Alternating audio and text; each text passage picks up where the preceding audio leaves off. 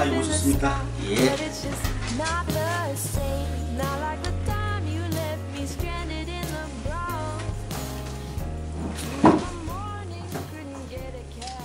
안녕하십니까. 자유민주연구원 유동열 원장입니다. 이번 시간에는 북한 장성택 처형 1주년이 됐기 때문에 간략하게 이 북한 정치 정세에 대해서 좀 말씀드리고자 합니다. 여러분 익히 아시겠지만 작년 12월 12일 날 북한은 장성택을 반당, 반혁명문자로 몰아가지고 극형에 처했습니다. 어떤 방식으로 처형했는지에 대한 구체적으로 확인이 안 되고 있지만은 아마 이전에 북한 당 간부를 수청했을 때 처형한 방법으로 기간단총 총살이라든지 이런 방법을 사용했을 것으로 추정됩니다.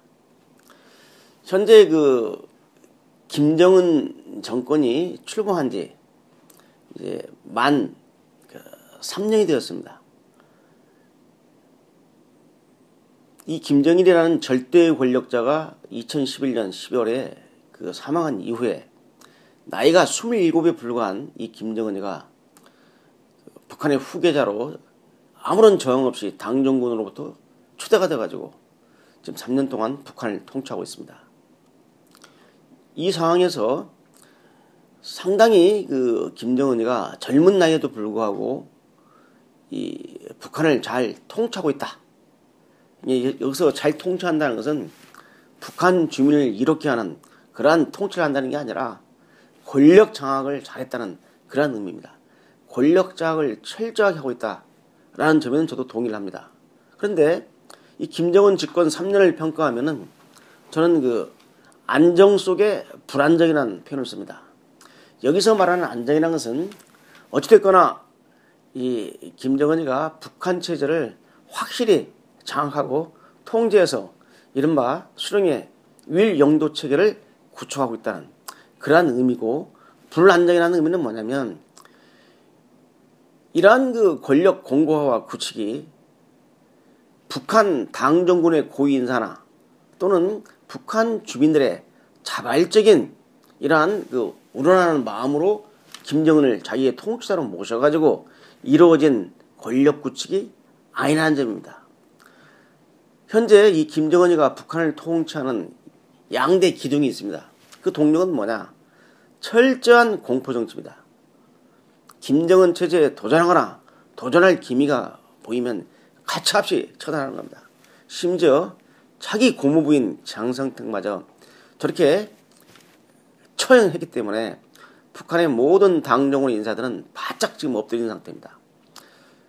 조금이라도 허점을 보게 되면 이 장성택 계열로 몰려가지고 자기 목숨이 보장이 안 되는 이런 상태입니다.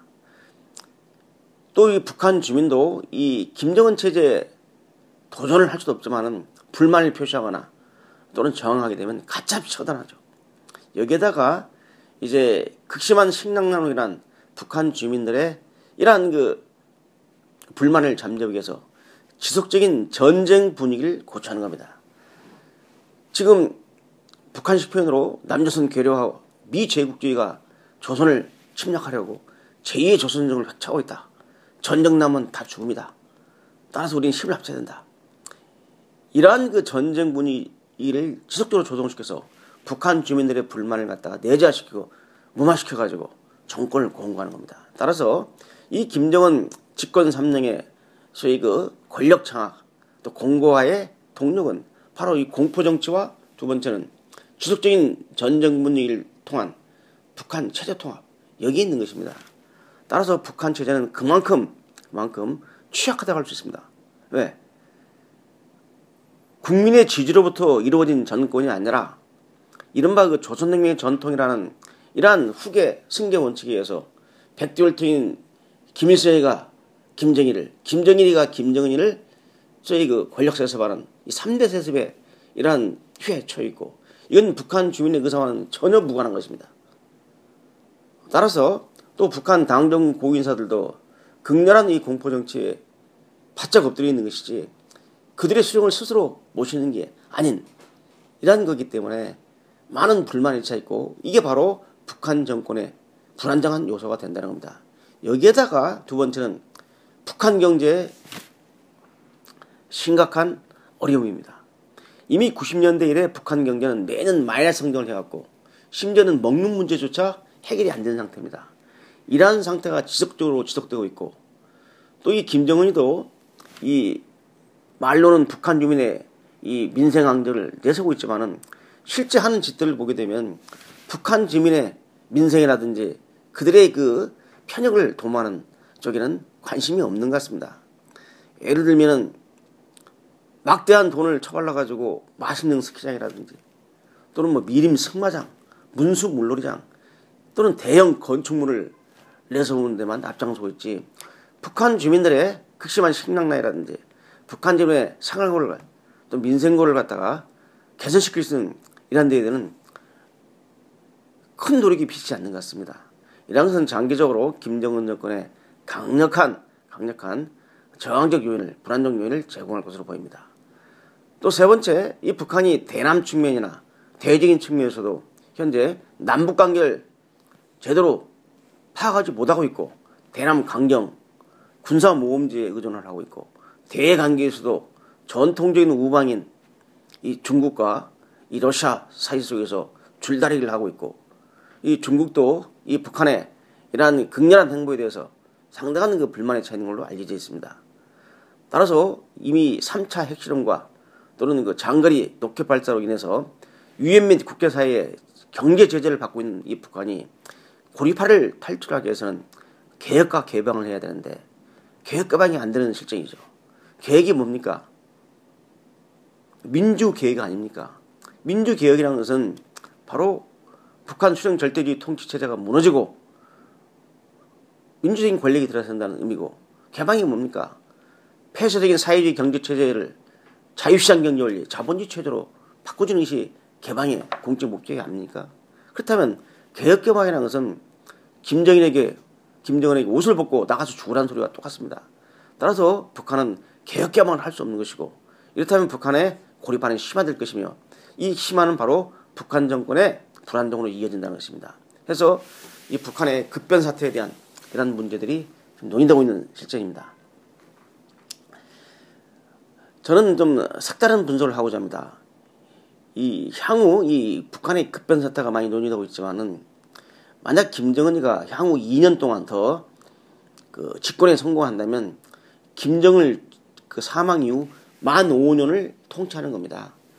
만 5년 정도 통치하면 김정은이는 당 정권의 작동 원리를 완전히 파악을 하고 또 사람을 자기 계열로 다 바꿀 수 있는 충분한 시간, 통치 훈련 기간으로서는 충분한 시간입니다.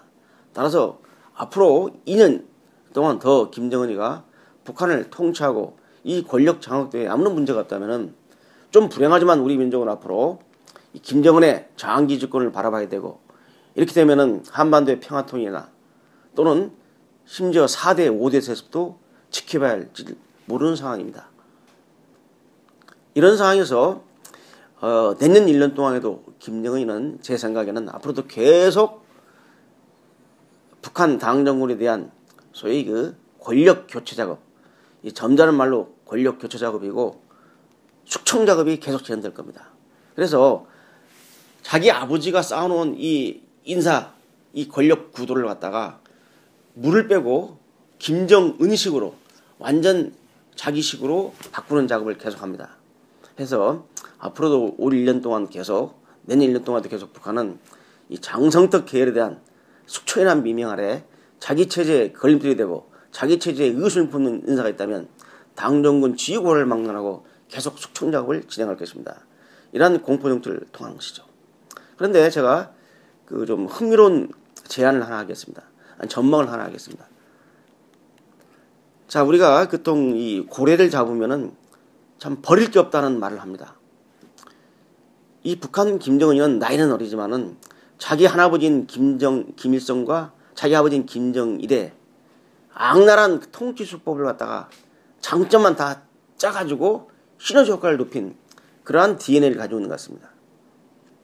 김정은의 3년 통치를 보면 그렇습니다. 그런데 바로 이 장성택 처형이라는 카드라는 바로 수종일 독재 권력을 구축하기 위한 일환으로서 자기 친고모 부인 장성택을 처형하고 막강한 권력을 뜬 장성택을 한 방에 날림으로써 북한 당정군 고위 인사들 바짝 엎드리게 했습니다. 바로 이 장성택 카드를 이용해서 김정은은 제2의 권력을 구축하려 할 것입니다. 자, 무슨 말이냐면 내년 1년 동안은 계속 불평불만을 부르는 세력, 의심스러운 세력들을 장성택 계열로 몰아가지고 반당, 반종파, 자녀분자로 처형을 할 것입니다. 그리고 현재 이 장성택을 숙청했을 때 동의하고 직접 앞장섰던 이 주요 권력 이 책책들을 한 방에 날릴 수 있는 가장 좋은 방법은 뭐냐? 바로 이제 내후년쯤 이 김정은이는 장성택이를 복권시켜 줄 겁니다.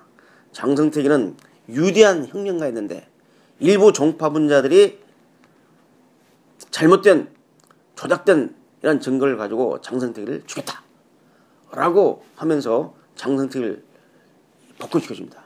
자, 그렇다면 지금 현재 장성택을 칠 때 동의하고 또 직접 가담했던 현재 구축된 최용의 황병서 또는 조직지도부 제1부부장인 조현중이라든지 또는 국가안전보위부장 김원홍이라든지 또 보위사령관 조경철이라든지 이러한 공안기관뿐만 아니라 당정군의 고위인사들은 결코 무사할 수 없습니다.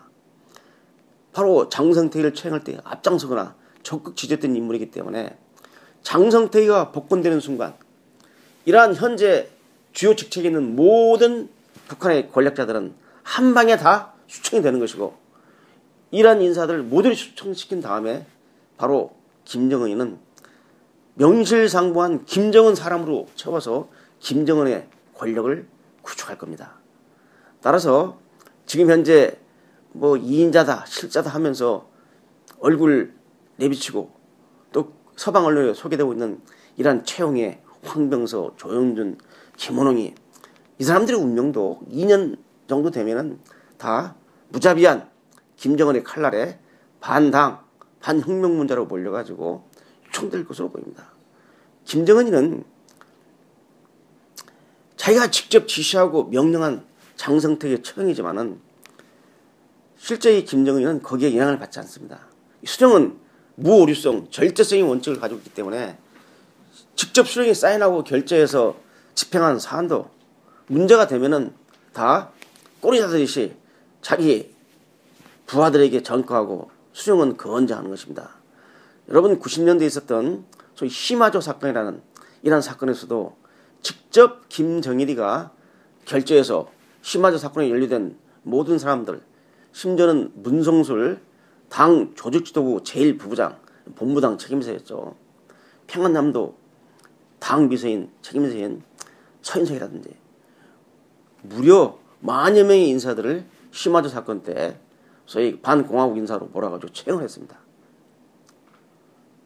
그래 놓고 3년 후에 김정은이는 시마조 사건을 직접 책임지고 집행했던 당시 그 사회안전부 정치국장인 최문덕을 비롯한 시마조 사건 집행자들을 모두 반당 행위자로 몰아가지고 채용을 해버렸습니다. 무려 2~3천 명이 죽었다고 알려지고 있습니다. 바로 문성술과 서윤석 같은 사람들을 다시 복권시켜줘가지고 위대한 혁명가로 복권시켜줘가지고 그들을 갖다가 소위 제거했던 인사들을 다시 또 제거하는 이러한 방식을 김정은이가 모를 일이 없을 것입니다. 지금은 웃고 있지만 2년 후에 최용의, 황병서, 김원웅 이런 북한의 고위 지도층은 똑같은 방식으로 김정은에 의해서 반당, 반종파 분야로 몰려서 채용당할 것입니다. 이 장성택의 복권은 크게 두 가지 의미를 지니고 있습니다. 김정은이가 수종 영도 체제를 구축하는 데 있어서 마지막 쐐기를 박는 바로 그러한 권력 장악의 구축의 일환이 될 것이고 또 하나는 이른바 백두혈통에는 배신자가 없다. 바로 이 백두혈통 김일성, 김정일, 김정은인데 장성택의 부인이 바로 김경이 아닙니까? 백두혈통인 김정일의 바로 여동생입니다. 여동생이 남편인데 이 장성택을 채용함으로써 백두의 혈통에 큰 흔들이 생겨버렸습니다. 그러나 장성택의 복권으로 바로 김정은이는 백두혈통과의 한 줄기를 찾아오는 장성택과의 화해, 김경희와의 화해가 라는 의미를 지면서 백두혈통에는 배신자가 없다는 이러한 조선혁명의 전통을 재확인시켜주는 의미도 있습니다. 여러분, 앞으로 2년 저의 이러한 전망이 맞을 것인가 아니면 틀릴 것인가 잘 지켜봐 주시기 바랍니다. 감사합니다.